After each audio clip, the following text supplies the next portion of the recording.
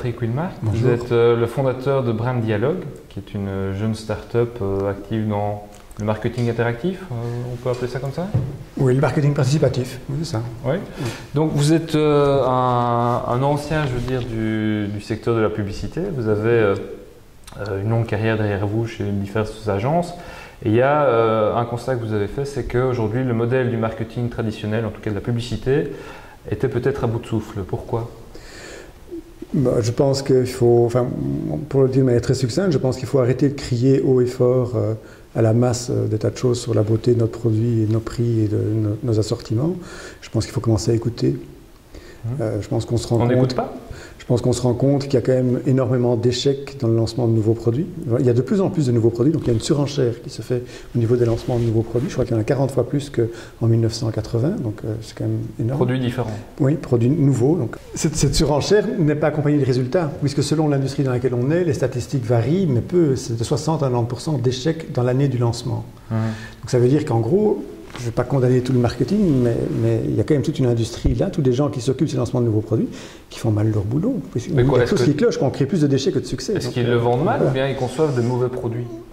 Je ne sais pas, je pense que c'est toujours un petit détail qui fait que ça ne marchera pas. Donc je pense qu'il y a toujours plein de bonnes idées. Il se fait que ça ne rencontre peut-être pas les objectifs, peut-être qu'on a mis des objectifs qui étaient trop élevés, peut-être que le coût était trop important pour le lancement de nos produits, peu importe la raison. Mais in fine, la raison, c'est que le consommateur n'achète pas ce que l'entreprise a voulu lui vendre. Je pense en tout cas que ce niveau d'échec-là, il doit venir de quelque part. Et moi je pense qu'ultimement, on ne peut pas dire que c'est le consommateur qui a un con. Le consommateur, il achète ou il n'achète pas. Voilà, et donc il y prendra plaisir ou il n'y prendra pas plaisir. Mais ce qu'il y a, c'est que maintenant, on a une multitude de nouveaux produits qui sont arrivés, et donc on a une multitude aussi de médias qui arrivent, et donc tout ça est devenu très très fragmenté. Et donc Internet, quoi, ou alors vraiment plein de magazines, des journaux, des chaînes de télévision. On a aussi Internet, surtout Internet. Via Internet, le marché est devenu, le monde est devenu transparent. Quand on veut avoir des informations sur un appareil TV, une TV qu'on voudrait acheter ou un appareil photo, on a toute l'info. La plupart des gens vont maintenant sur Internet pour faire des comparatifs. Et donc, pour vous, il y a quand même un problème fondamental, c'est l'innovation. C'est-à-dire qu'il y a sans doute dans le processus d'innovation des entreprises, quelque chose qui est défaillant. Tout prouve qu'il y a besoin de créativité, mais tout prouve que la créativité, l'innovation en tout cas, quand elle est mise en application, ne rapporte pas. Donc il y a un problème qui se pose. Quel est le problème? Alors je pense qu'il y a deux problèmes. Je pense qu'il y a un problème qui est à l'intérieur des entreprises, qui est inhérent à beaucoup de monde. C'est peut-être pas uniquement à l'entreprise, mais c'est la peur. Voilà. Je pense que la peur fait que les gens se retranchent, ils peuvent avoir des bonnes idées, mais ils vont se dire est-ce que mon chef va l'apprécier, est-ce que ça va être apprécié par en haut, etc. Et donc ça crée des angoisses qui sont très les gens, je n'ose pas émettre une idée ou d'aller peut-être à contre-courant de peur qu'on se moque de moi en réunion. Oui, et donc il y a des gens qui ne sont pas obsédés par leurs nouvelles idées. Voilà. Et, donc, et ça, ils sont payés dans l'entreprise, et donc ils vont dire on va plutôt faire des trucs qui vont plaire, et donc on vit dans des schémas où, au lieu de faire plaisir au consommateur qui est dehors, on essaie de faire plaisir à la hiérarchie interne dans l'entreprise. C'est ça. Premier problème, et c'est un problème de management et d'organisation, quoi. Oui, et de peur. Voilà. Je pense. Donc il faut prendre l'initiative. Et pour prendre l'initiative, je pense qu'il faut reconnaître dans les entreprises une chose, c'est le droit à l'erreur. Si on veut encourager les gens à être entrepreneurs, à venir avec des idées, etc., mais il faut accepter l'erreur. On ne peut pas. Edison, il n'a pas trouvé son ampoule comme ça du jour au lendemain. Il a on dit qu'Edison n'a pas trouvé l'ampoule en améliorant le chandelier, quoi. Mais c'est ça, oui, tout à fait. Et deuxième problème alors, donc. Le deuxième problème, c'est rencontrer le besoin du consommateur. C'est est-ce qu'on est vraiment encore à l'écoute, quoi. Et donc là, je pense qu'il y a une erreur qui est faite, c'est de vouloir faire des études pour satisfaire le conseil d'administration. Et donc par rapport au conseil d'administration qui n'y connaît rien souvent en marketing, qui se connaît en chiffres, mais très peu en marketing, on se dit on doit inventer quelque chose et donc on va voir ce que ça va plaire au marché. Ça va plaire au marché, on doit faire des études de marché. Si on va faire une étude de marché, on doit prendre un échantillon représentatif.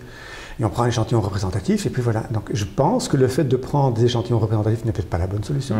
Parce que voilà, on tourne en rond, quoi. Le consommateur moyen n'a pas forcément envie de changer et d'avoir chaque jour quelque chose de nouveau. Donc voilà.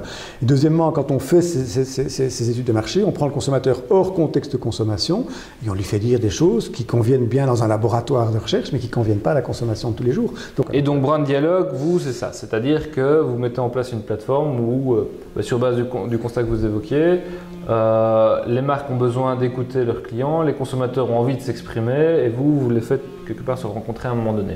Oui. C'est en tout cas l'espoir. Donc c'est trouver un lieu en tout cas où le consommateur effectivement peut... il y a une charte, donc le but c'est d'engager le dialogue avec des entreprises, avec des marques. Dans un seul but, c'est d'améliorer la satisfaction des deux parties. Voilà. Donc l'entreprise doit pouvoir y gagner et le consommateur doit y gagner. Et je pense qu'on ne peut trouver du win-win que si on discute, si on se rencontre, si on dialogue, si on échange. Je pense que c'est vers ça qu'il faut revenir. Quoi, en tout cas, ouvrir une plateforme de dialogue avec les gens qui ont envie de s'exprimer sur ce sujet-là. Et les gens qui ont envie de s'exprimer sur le sujet-là sont souvent les gens qui sont en demande d'innovation. Donc c'est à eux que s'adressent les nouveaux produits. Et voilà, ça représente combien? Ça ne représente pas 80% de la population. On va rencontrer les consommateurs qui sont mécontents de quelque chose ou qui sont en demande d'autre chose. Et c'est avec eux qu'on doit discuter. Et, voilà. Et ces gens-là, c'est une portion minime de la population. Au début de la courbe d'adoption, c'est 2 à 3% de la population. C'est ceux-là qu'il faut écouter. C'est les early adopters, parce qu'on les connaît bien, par exemple. C'est les early adopters, c'est ceux qui ne se laissent pas faire par la publicité. Donc c'est plus que les early adopters, c'est vraiment les premiers. Oui, c'est des fans de produits, de marques et de consommation. Oui, c'est des grands consommateurs. Mais après, ils le font savoir, ils servent de modèle à d'autres. Et puis voilà.